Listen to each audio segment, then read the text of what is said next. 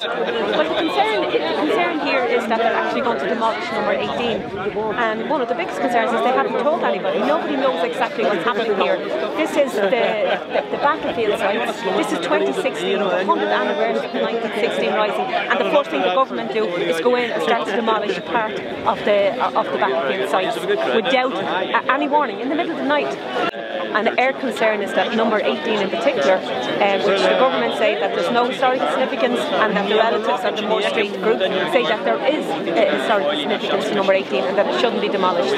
And that's the concern that they've started. Well, what I have done as the first citizen of the city, I've actually written to Minister Humphreys today asking her as a matter of urgency to stop doing what she's doing, what's going on here, and to meet with the Lord Mayor's forum on Moore Street, and that includes all of the stakeholders. It includes the Dublin City Councillors, includes the relatives of 1916 and other important stakeholders, but she has to meet with us as a matter of urgency. This fight has been going on for 15 years. 15 years in which, first of all, one building was saved, then 4 buildings were saved, and now we're saying that it's a whole terrace that needs to be saved, and in fact a whole quarter. From the middle of Abbey Street right up to there where the surrender was taking place and where Tom Clark's shop was on the corner, all this is one historic quarter in this little space here. I want to commend the people who've come here today, the people outside and inside the building. We said, not just months ago but years ago, that if chartered land, if the government and the city council planners persisted in what they were doing, that a day such as this would come where there would be a confrontation on Moore Street.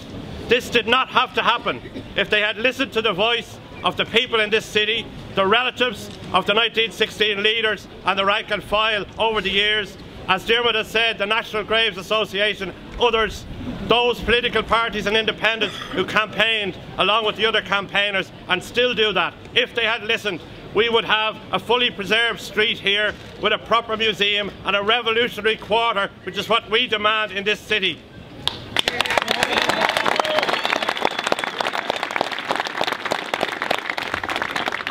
It's a shame. Here we are in the first week of the centenary of 1916, and we have this situation where developers have gone in, builders have gone in and attempted to demolish one of the buildings in which the provisional government and the rank and file volunteers stayed in the last days of Easter week. It's an absolute shame and a disgrace.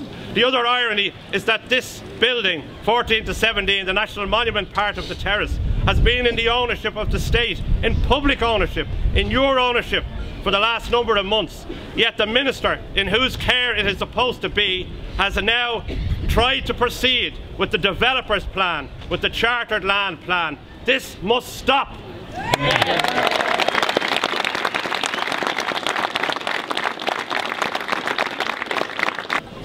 What's happening in this street and what has been happening in this street for the last 15 years is about democracy. We are all Democrats here. We believe that this street belongs to the people of Dublin and that the history of this street belongs to the citizens of Ireland and to the diaspora. How come that the government were able to get NAMA to take Westport House away from the portfolio, but they can't take the birthplace of the Republic away from NAMA?